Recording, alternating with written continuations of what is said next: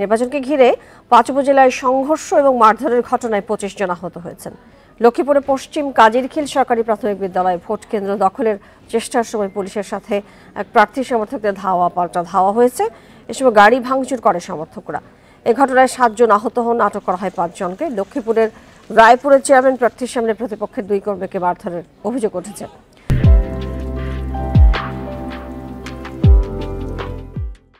সকালে উপজেলার কেরুয়া ছাবিলপুর সরকারি প্রাথমিক বিদ্যালয়ের সামনে এই ঘটনা ঘটে। রাজশাহীর দুর্গাপুরে গোপালপুর প্রাথমিক বিদ্যালয় ভোট কেন্দ্রে ২ চেয়ারম্যান প্রার্থীর সমর্থকদের মধ্যে সংঘর্ষ হয়। এই ঘটনায় ৬ জন আহত হন, আটক করা হয় ২৪ জনকে।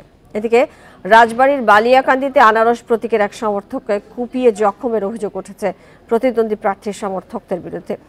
এই ঘটনায় এক কিশোরকে আটক করেছে পুলিশ। প্রকাশ্যে ভোটের ভিডিও ধারণ করতে গিয়ে শরীয়তপুরের জাজিরায় চেয়ারম্যান প্রার্থী ইদ্রিস ফরাজির কর্মী সমর্থকদের হামলায় ৫ সাংবাদিক সহ ৯ জন আহত হয়েছে।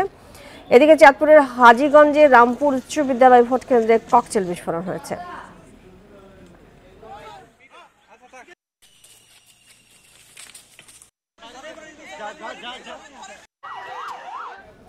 নির্বাচনের আরো খবর জানতে যাচ্ছি সহকর্মী জাহিদুল বাশারের কাছে। জাহিদুল, অর্ধবেলা গড়িয়েছে, ৮% ভোট পড়েছে, কি মনে হচ্ছে প্রথম ধাপ থেকে কি বেশি পড়ছে ভোট? দেখুন, ৮ ঘন্টা ভোট ৫ ঘন্টা এরই মধ্যে পেরিয়ে গেছে। কিছুক্ষণ আগে সরাসরি নির্বাচন কমিশনের সচিব কিন্তু বলছিলেন বেলা যত বাড়ছে ভোটারদের উপস্থিতি বাড়ার আশা করছেন, তেমন খবর তিনি পাচ্ছেন। মাঠ থেকে আমরা জানবো আসলে ওইসব জায়গায় এখন কি অবস্থা, কতটা বাড়লো আর সর্বশেষ কি খবর। আমার সাথে সরাসরি এই মুহূর্তে একেবারে কুমিল্লা এবং লক্ষ্মীপুর থেকে যুক্ত হচ্ছেন সহকর্মীরা। কুমিল্লার রয়েছেন সহকর্মী তানভীর খন্দকার দীপু, সদর দক্ষিণ যেই উপজেলা সেখানে রয়েছেন। দীপু, আমরা যেমনটা খবর পাচ্ছি যে ২ প্রার্থী পাল্টাপাল্টি অভিযোগ করছেন যে তার ভোটারদের বাধা দিচ্ছে অন্য পক্ষের লোকজন, তো সেই খবর জানবো। আর একজনকে টাকা সহ কিন্তু তার জেল দেওয়া হয়েছে, ম্যাজিস্ট্রেট তাকে সাজা ঘোষণা করেছে, ঘটনাটা কি?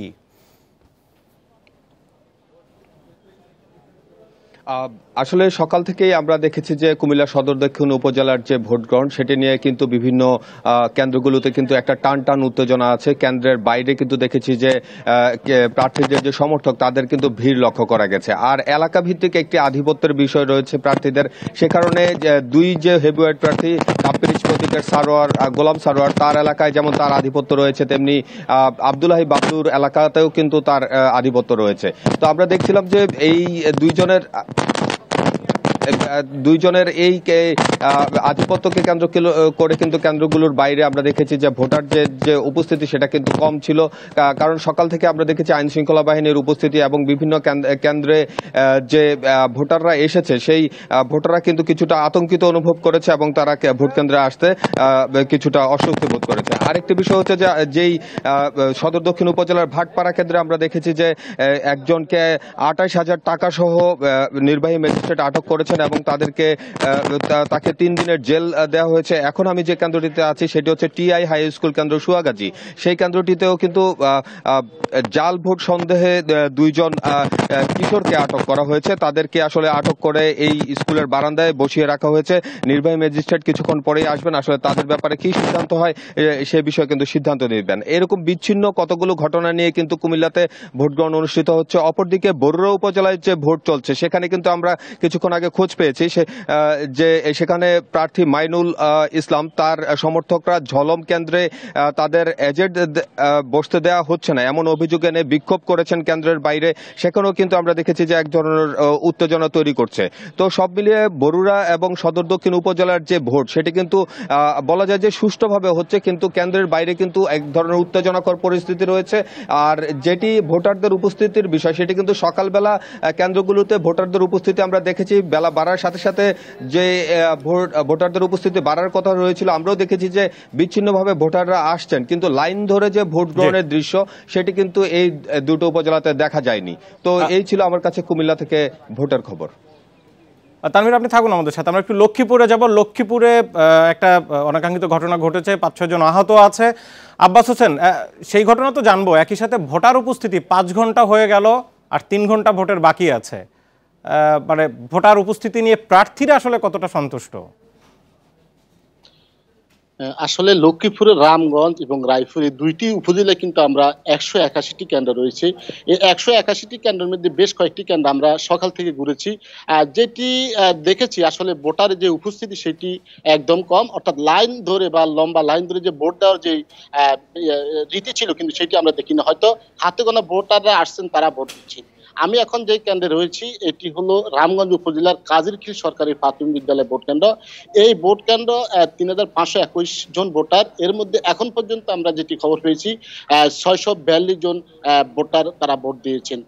এইরকম প্রত্যেকটি কেন্দ্রে আমরা যেটি দেখেছি ভোটার উপস্থিতি একদম কম। তবে কিছুক্ষণ আগে এই ভোট কেন্দ্র দখলের চেষ্টাকালে পুলিশের সাথে ধাওয়ার ঘটনা ঘটে, আর সেখানে 5 জন আহত হয় এবং 7 জনকে আটক করা হয়। বেশ কয়েকটি গাড়ি ভাঙচুর করা হয়েছে, সাংবাদিক আহত হয়েছে। তবে পরিস্থিতি নিয়ন্ত্রণে এখানে পুলিশ শক্ত অবস্থানে ছিল। এর মধ্যে আমরা দেখেছি এখানকার পুলিশ সুপার তারেক বিন রশিদ এবং জেলা প্রশাসক সুরাইয়া জাহান, তাদের নেতৃত্বে কিন্তু আমরা আজকে দেখেছি মাঠে তারা কিন্তু যারা এই কেন্দ্র দখলের চেষ্টা করেছিল, আনারস প্রতীকের যিনি প্রার্থী রয়েছেন অর্থাৎ যে ইয়াসিন আরাফাত, জেলা পরিষদের চেয়ারম্যান মোহাম্মদ শাহজাহানের ছেলে, তিনি উপজেলা এখানে চেয়ারম্যান হিসেবে প্রার্থী রয়েছেন, তার সমর্থকরা কিন্তু আজকে কেন্দ্র দখলের চেষ্টা করে।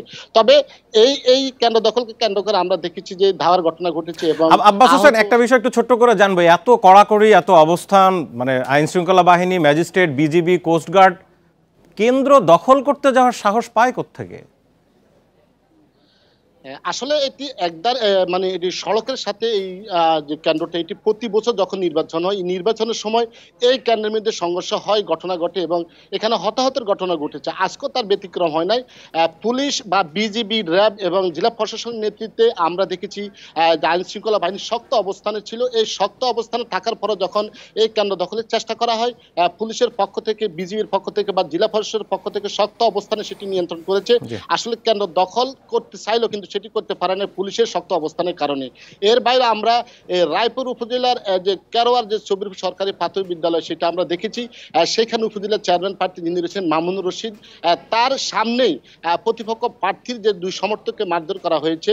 সেখানেও কিন্তু আমরা দেখেছি সকালবেলা যে এজেন্টদেরকে ঢুকতে দেওয়া হয় না, বাধা দেওয়া হচ্ছে। পরে অতিরিক্ত পুলিশ সুপার এবি সিদ্দিকের নেতৃত্বে সেইখানেও কিন্তু শক্ত অবস্থানে রেখে পরিস্থিতি নিয়ন্ত্রণ আনে এবং যারা এজেন্টের ঢুকতে দেয় না তাদেরকে এজেন্টদেরকে ঢুকার ব্যবস্থা করা দেওয়া হয়েছে। অর্থাৎ প্রত্যেকটি কেন্দ্রে কিন্তু যে এজেন্ট রয়েছে এবং শক্ত অবস্থান প্রশাসন রয়েছে। তারপরে কিন্তু আমরা দেখেছি 2-1টি বিচ্ছিন্ন ঘটনা ঘটছে, উত্তপ্ত হচ্ছে। তবে ভোটের বিষয় নিয়ে কেউ সন্তুষ্ট হয়নি। প্রার্থী যারা রয়েছেন তারাও সন্তুষ্ট নয়, এর মধ্যে যারা ভোটার তারাও সন্তুষ্ট নয়। একদম ভোটার সংখ্যা কম বললে চলে। জি, আব্বাস হোসেন আপনি থাকুন আমাদের সাথে। আমরা লক্ষ্মীপুর থেকে সরাসরি এবার একটু উত্তর এলাকায় যাব, রাজশাহীর একেবারে দুর্গাপুর থেকে। সেখান থেকে আমাদের সাথে রয়েছেন সহকর্মী মুস্তাফিজুর রহমান। মুস্তাফিজুর রহমান, দুর্গাপুরে একটি সেখানে সংঘর্ষের ঘটনা ঘটেছে, আহত ছিল বেশ কয়েকজন, একটু জানাবেন সর্বশেষ কি অবস্থা? আর 5 ঘন্টা হয়ে গেল, কোনো পরিবর্তন দেখছেন কিনা? সকাল থেকে ভোটার উপস্থিতি কতটুকু বাড়ছে বলে আপনার চোখে পড়েছে?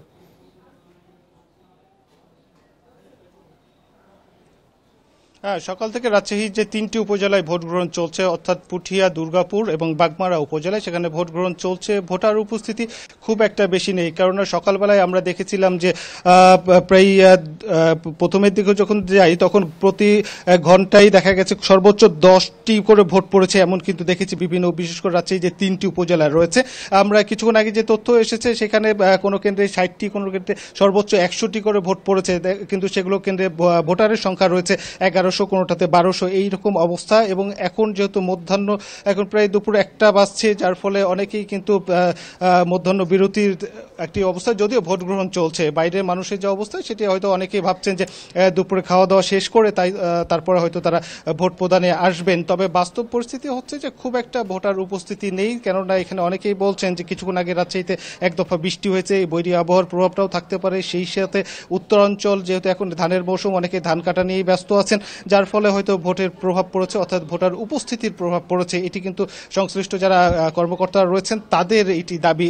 অপরদিকে যদি বলি, আমি রাজশাহীর দুর্গাপুরে যে ভোট কেন্দ্রে অবস্থান করছি, এটি দুপুরে সকালের দিকে কিন্তু একটি সংঘর্ষের ঘটনা ঘটেছে, যে 2 দল চেয়ারম্যান প্রার্থীর মধ্যে সংঘর্ষের ঘটনা ঘটেছে, 6 জন আহত হয়েছেন। এবং এর পরিপ্রেক্ষিতে এই কিছুক্ষণ আগে আমরা দেখলাম যে র্যাবের সিও সহ প্রশাসনের ঊর্ধ্বতন কর্মকর্তা অর্থাৎ পুলিশ সুপার এসেছিলেন, জেলা প্রশাসক তিনিও এখানে ঘটনাস্থল পরিদর্শন করেছেন এবং বিজিবির সদস্যরাও কিন্তু যারা স্ট্রাইকিং ফোর্স হিসেবে নিয়োজিত রয়েছেন তারাও এখানে এসেছিলেন এবং এর পরিপ্রেক্ষিতে এই কেন্দ্রের আশেপাশে যারা উত্তেজনা সৃষ্টি করার চেষ্টা করেছে বা এখানে বিশৃঙ্খলার চেষ্টা করছিল এই রকম নাশকতার অভিযোগে র্যাব কিন্তু 24 জনকে আটক করেছে এবং র্যাবের কর্তৃপক্ষ থেকে র্যাবের বরাদ্দে যেটি জানানো হয়েছে যে তাদের যে 24 জনকে তারা আটক করেছেন এবং যাচাই বাছাই শেষে হয়তো তাদের বিরুদ্ধে আইনগত ব্যবস্থা নেওয়া হবে। এখন পর্যন্ত তারা পুলিশি হেফাজতে রয়েছেন। সেই সাথে আইনশৃঙ্খলা বাহিনী সহ প্রশাসনের পক্ষ থেকে বলা হচ্ছে যে সুষ্ঠুভাবে ভোট সম্পন্ন করতে যা আইনশৃঙ্খলা বাহিনীর পক্ষ থেকে সার্বিক প্রস্তুতি কিন্তু নেওয়া হয়েছে এবং কোথাও কেউ বিশৃঙ্খলা করার চেষ্টা করলে